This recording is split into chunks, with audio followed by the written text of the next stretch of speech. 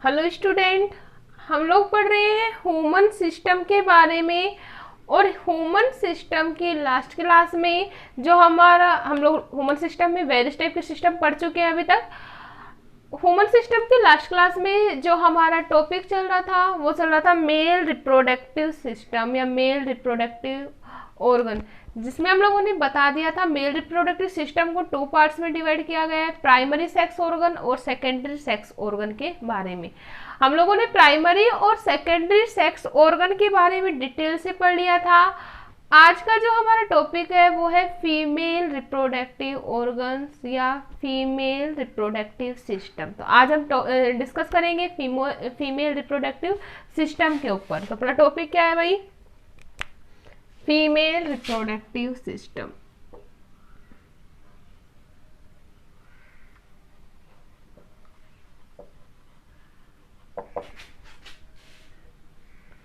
हिंदी में बोलते हैं मादा जनन तंत्र।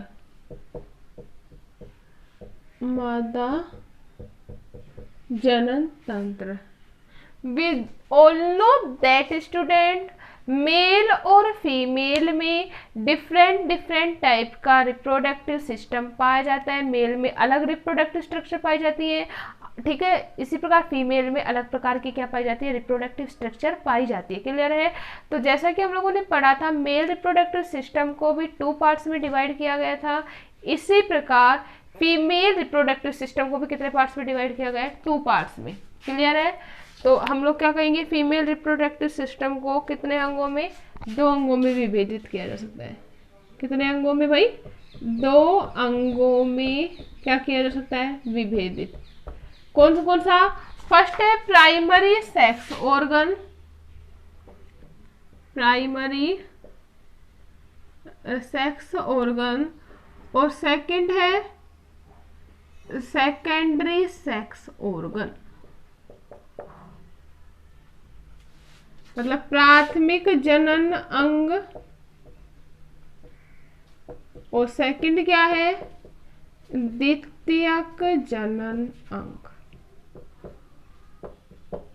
इतनी बात क्लियर है?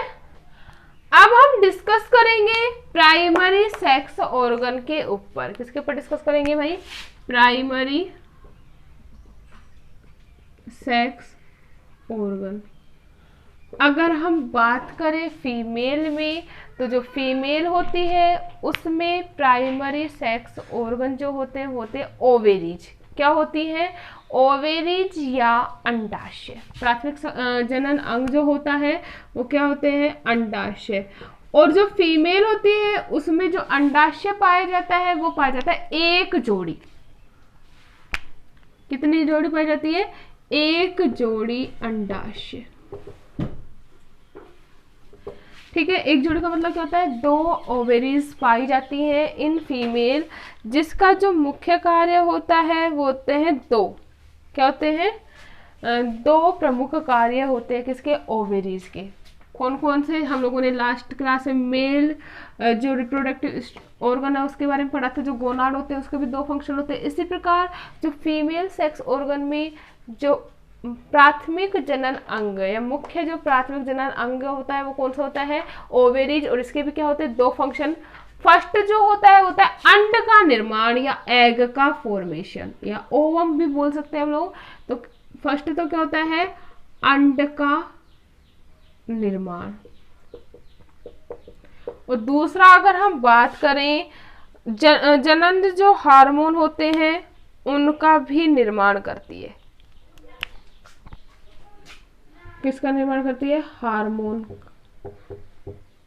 का निर्माण व नियंत्रण। निर्माण व नियंत्रण। क्लियर है? किसका निर्माण कर रही है? तो ओवेरीज में किसका निर्माण हो रहा है भाई? अंड का निर्माण हो रहा है, अंडाणु का निर्माण हो रहा है। और दूसरा किसका निर्माण कर रही है? हार्मोन का निर्माण व नियंत्रण।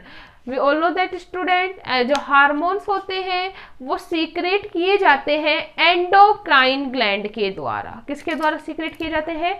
एंडोक्राइन ग्लैंड के द्वारा या अंतःस्रावी ग्रंथि के द्वारा। और मुख्य रूप से फीमेल में जो हार्मोन पाए जाते हैं जनन हार्मोन वो होते हैं 2। कितने हार्मोन होते हैं भाई? 2 हार्मोन होते हैं। कौन कौन से? एक तो होता है एस्ट्रोजन, और दूसरा होता है प्रोजेस्टेरोन। क्लियर है? कौन कौन से हार्मोन का सीक्रेशन कर रही है? एस्ट्रोजन और progesterone. We all know that student, हम लोगों ने लास्ट क्लास में पढ़ा था कि जो एस्ट्रोजन और प्रोजेस्टेरोन हार्मोन होते हैं वो फीमेल में सेकेंडरी सेक्स कैरेक्टर्स के लिए भी क्या होते हैं? रेस्पॉन्सिबल होते हैं। इंपॉर्टेंट बात है कि मादा में द्वितीयक गौण लैंगिक लक्षणों के लिए रेस्पॉन्सिबल जो हार्मोन होते हैं वो क्या होते हैं? एस्ट्रोजन और प्रोजेस्टेरोन। मतलब इनके द्वारा ही विभिन्न प्रकार की जो क्रियाएं होती है द्वितीयक लैंगिक लक्षणों के लिए उत्तरदायी जो क्रियाएं होती है वो कौन करता है? एस्ट्रोजन और प्रोजेस्टेरोन। जैसे आवाज का पतला होना, ठीक है, और मासिक धर्म का प्रारंभ होना, ये सब किसके हार्मोन किसके द्वारा नियंत्रित होता है? इन हार्मोन्स के द्वारा नियंत्रित होता है। इतनी बात क्लियर है? नेक्स्ट अगर हम बात करें, जो अंडाशय होता है वो उदर गुहा में वृक्क के नीचे पैल्विक भाग में गर्भाशय के दोनों ओर उपस्थित होते हैं। कहां पर स्थित होता है भाई? ओवेरीज, वृक्क के नीचे। किसके नीचे? किडनी के नीचे, ठीक है, पैल्विक रीजन में। कौन से रीजन में? पैल्विक रीजन में। किसके दोनों ओर स्थित होते हैं? गर्भाशय के दोनों ओर। गर्भाशय के दोनों ओर। सिंपल सी बात है, हम इन वन वर्ड बोल सकते हैं कि एक जो ओवेरी होती है वो लेफ्ट साइड में अरेंज होती है और दूसरी जो ओवेरी होती है वो राइट साइड में अरेंज होती है। कहां पर? गर्भाशय के दोनों ओर। क्लियर है इतनी बात? अब नेक्स्ट अगर हम बात करें, जो ओवेरीज होती है उसमें असंख्य छोटी छोटी रचनाएं पाई जाती है। क्या पाई जाती है भाई? असंख्य छोटी छोटी रचनाएं पाई जाती है, जिसे कहा जाता है ओवेरियन फॉलिकल। क्या कहा जाता है? अंडाशय में क्या पाई जा रही है? असंख्य छोटी छोटी रचनाएं। असंख्य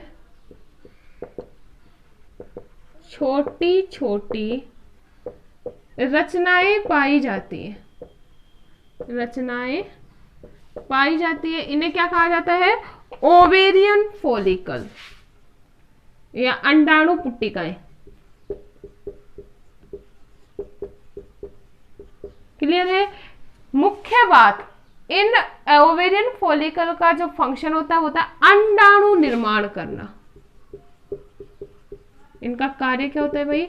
अंडाणु का निर्माण करना। इतनी बात क्लियर है? अब क्या होता है? जैसे ही ये अंडाणु परिपक्व हो जाता है, अंडाणु क्या हो जाता है? मैच्योर या परिपक्व। तो ये अंडाणु ओवरी से निकलकर फैलोपियन ट्यूब होते हुए या फैलोपियन नलिका के होते हुए यूट्रस में पहुंच जाता है। कहाँ पे पहुंच जाता है भाई? यूट्रस में पहुंच जाता है। कहाँ से? फैलोपियन ट्यूब के द्वारा।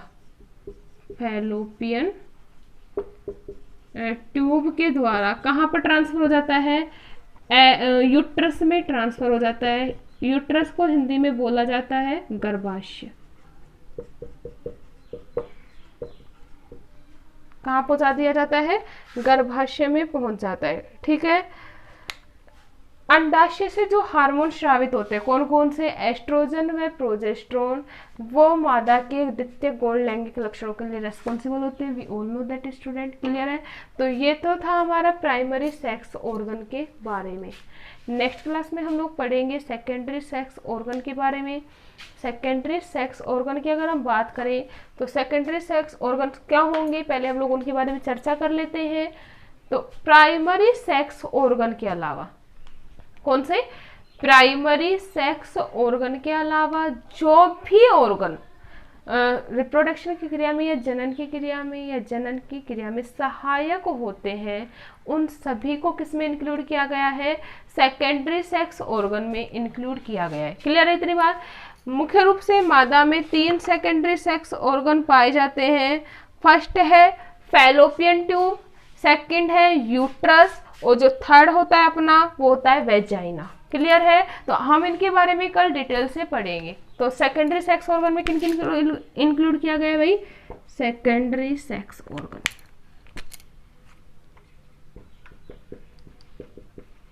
हम लोग जानते हैं क्या होता है सेकेंडरी सेक्स ऑर्गन, ठीक है। कौन कौन से पार्ट्स को इंक्लूड किया गया है, कौन कौन से ऑर्गन्स को इंक्लूड किया गया है। फर्स्ट है फैलोपियन ट्यूब,